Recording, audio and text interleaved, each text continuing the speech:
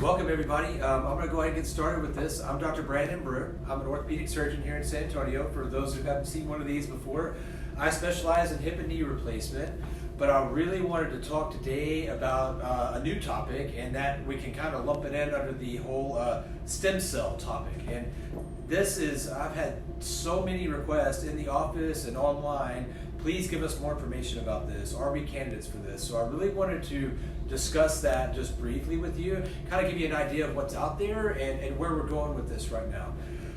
Just a little background by definition. So stem cells themselves are precursor cells, which you can typically stimulate with local factors to then turn into any cell line. So I could take a cell and make it turn into muscle or bone or cartilage. That's what we always consider stem cells. Now, research then in this area has led all of us to this concept of regenerative medicine, and so when it's marketed to you in the right way, all of us assume, oh, I'm getting a stem cell treatment, this is going to make me heal, it's going to make things regrow, and it's not always the case. So new research is out and we're learning a lot more, but the real purpose of this is to discuss the current treatments that are out there. A lot of stuff right now is being marketed and advertised as stem cell treatments and regenerative medicine when in fact it is not. I want to go through a little bit of the current kind of misconceptions and what's out there. I've had a lot of people submit questions already. If you're watching this and something comes to mind, feel free to message us, and I've got help here, and we're kind of watching in the background, so I'll try to answer questions as they come in. Some of the things that are out there right now, and I always joke about this being the alphabet soup of the stem cell world because there's all these acronyms. So PRP is platelet-rich plasma. So we can draw your blood and spin it down and get this layer that is rich and full of growth factors, okay? And I think this is a good form of treatment, and it has its purpose, but when you put it in an arthritic joint, you can't expect for that arthritis to go away and for new cartilage to grow. It does have excellent healing potential when you put it in soft tissues like tendonitis and tendon tears in other places. And the joint, it's probably going to have an anti-inflammatory effect for quite a bit of time, but it's not going to lead to regeneration. Amniotic tissue has become very popular in the last few years.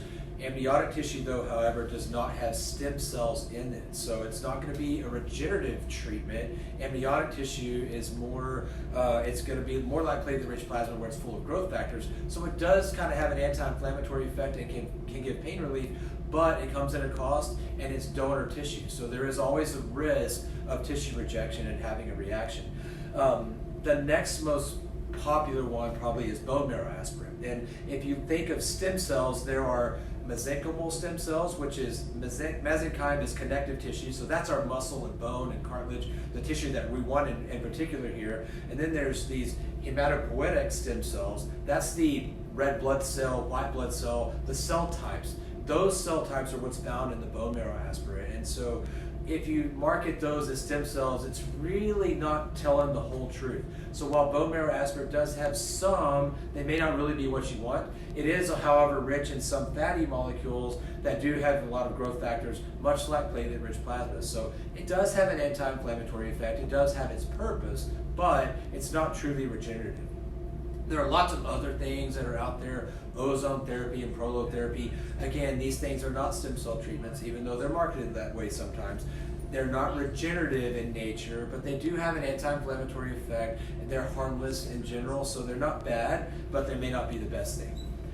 So I want to kind of segue then into a little bit of, okay, what's new out there? What do we know now? Recent research in the last few years has shown that there's this kind of whole trend, instead of calling it mesenchymal stem cells, which is MSC, we could consider calling it medicinal signaling cells. And we know now that the stem cells by themselves, if I take one of these cells and I want to turn it into muscle, and I just put it in the muscle, it's not going to do anything. If I put it into the bone, it's not going to do anything. However, if I put it in the muscle and it has the right other cells with it that will communicate and tell it what to do, it does do something. And we can turn it into muscle or tendon that way. And along came research then into fat particles. And so the current kind of best thing that we have right now is a mini liposuction procedure where you can harvest these adipocyte complexes. So it's the fat tissue with the other cells around it that really has this potential. If you think about us as we go through our lives, we gain weight, we lose weight. This fat complex as an organ has a lot of power within it for these cells to communicate and tell each other to differentiate and do certain things. If you break down this fat complex, within that you have true mesenchymal stem cells. So these are the things that turn into cartilage or ligament or bone. That's what we want. These things also, though, in the right environment can have a very profound anti-inflammatory effect. You also have within this complex hematopoietic stem cells. These are again the ones that create your vascular system, your red blood cells, your white blood cells, also have a good anti-inflammatory effect. And then we have some other things. We have T regulatory cells that can have a regenerative capacity. They're very good for things like multiple sclerosis and lupus and some of these autoimmune diseases. Those can be signaled to take action in the right environment. And then we have this kind of extracellular matrix, and that's a group of cells that kind of communicate through local hormones and tell the cells around them what to do.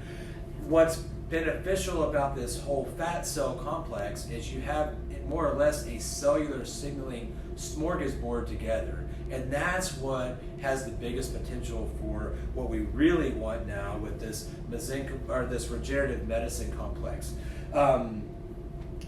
That's kind of my layman's term overview of this, and I took a lot of questions and comments and I tried to put them in there, and I have a list of some more that people had asked, and I'll kind of keep watching here to see if any more are coming in.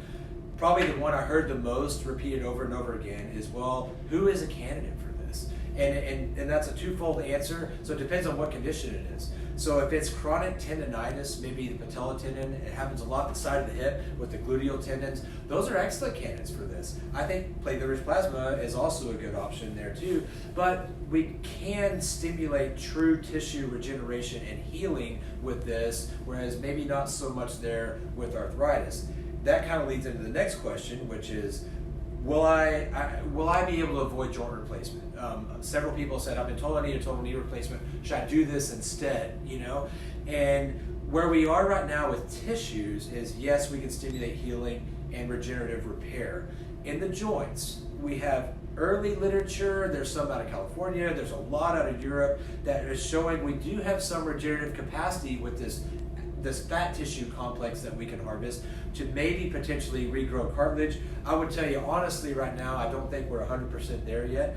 My total joint candidates that maybe the cartilage isn't too far gone to be ready for knee replacement or hip replacement yet, or maybe they just don't want that surgery yet. What we do know with this now for sure is that putting this in the joint cuts down all these inflammatory molecules, the things that lead to the cartilage breakdown, the things that cause the pain. When you wipe those out, you can at least preserve that joint and hopefully keep it from getting worse, but you also really take the pain away.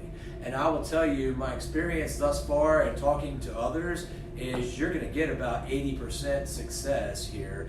And on those, at least 40 to 50% consider this just about a miracle because of the pain relief. I've re-x-rayed a lot of these people a year down the road where I was really skeptical. Oh, I don't think this is going to be the best person. This may not really work, but they really were adamant that they wanted to try this. Lo and behold, a year down the road, the x-ray isn't better. They haven't regrown yet, but they still feel great. And so that effect is going on longer and longer. And based on what else we have right now, we don't have a lot of other things that can have that kind of effect. Another thing that I got was one question in particular. My mom is 87 years old and in a nursing home. She's too unhealthy to undergo surgery. Is this an option? I would say absolutely yes. We have lots of candidates that maybe are morbidly obese or have other health issues that they can't undergo surgery. It's too high risk for them. Or the elderly person maybe that has too many issues to safely undergo surgery. This is a great way of non-surgically giving them pain relief.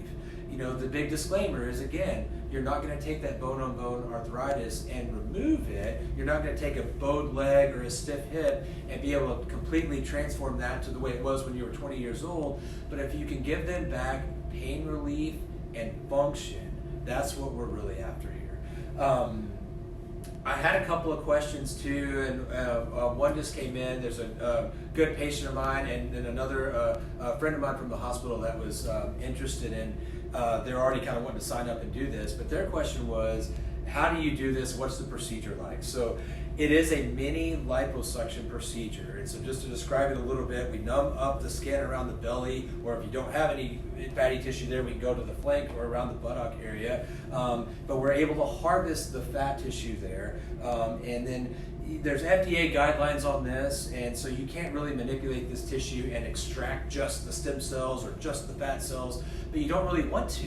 You don't just want stem cells, you want everything working together. So the stuff that is being used right now is 100% FDA approved. It is safe, but you take these fat complexes and you're able to rinse away and get rid of the other things in there that you don't need. So you've packed in this really rich stuff that you can aspirate in a syringe and then inject back into the joint or the soft tissue where you need it. The whole procedure itself, by the time we do this, takes 45 minutes or an hour. The most common thing that we hear is a day or two of soreness in the knee or wherever the joint that was injected or the tendon that we injected, and then it's usually 2 or 3 days of kind of abdominal soreness or wherever we did the liposuction procedure. It's been a little bit variable. A lot of people will give an abdominal binder to add compression there. A lot of people don't do that at all, and I think the type of liposuction that we're doing here is not like a plastic surgery liposuction where we're going extensive here. It's pretty minimal, so most people don't even need the binder. I did have another question that said, I've been told you need to be on crutches and can't bear weight after this. I do that a lot of times for platelet-rich plasma if we're injecting that in tendons to try to get this to heal. If we're injecting this in tendons, if it's really partially torn, well, I want to protect that tendon. That might be one time where I'd have you partial weight bearing or using crutches or walking for a few weeks.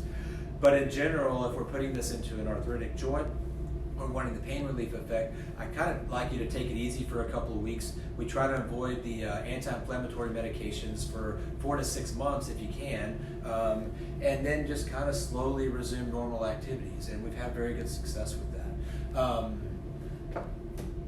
That pretty much wraps up what I wanted to say, and I want to keep this short and sweet. I know we can run on and on with this for days. Let me just check and see if we have any.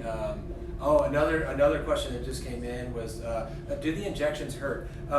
When we normally do a cortisone injection, we have a lot of numbing medicine that we put in there with that. There's other types of injections that we do the same thing. So you really, other than the needle stick, you don't feel much. These injections, depending on where we put them, they can burn a little bit. I don't pre-medicate people. I've never had to, but it can be, if we do it in the soft tissues of the tendons, it can be a little painful and you have a little burn as the medicine goes in. Maybe the equivalent of a bee sting, not quite that bad. Most of the time in the joints though, we don't really get much discomfort at all outside that of the needle stick. And I usually tell people to go home, put some ice on it for a little while, and you're usually good to go within a day or two. I'm looking to see if there's anything else. Are there any side effects? And I would say, there's really not. And compared to other treatments out there, absolutely there can be side effects. Some of these gel injections like the Synvisc or Rooster Comb, a lot of people have, some of these things are derived from bird products, and people can mount an allergic reaction to that. It will look like the knee has an infection in there. The amniotic tissue or some of the other things that are out there are other people's donor tissue, so you can mount a reaction to that. Other than just the risk of getting an injection, which you can get a local infection in that site and things, but we use sterile technique to avoid that. There's really no risk from this. It is your own tissue. The biggest risk would be that it doesn't work, and in my mind, if you really want this and you're really hurting, the success rate of it is very much worth that risk, because the failures that I've seen, I'll say, are people that they're upset that at a year or 2 years later, the pain has come back. They wanted this to be a permanent fix. And I think if we consider that a failure, a lot of that's on us for not shooting it straight in the get-go. This is not going to turn the arthritic joint around and make it non-arthritic again, but it will make you feel good and hopefully last for a long time.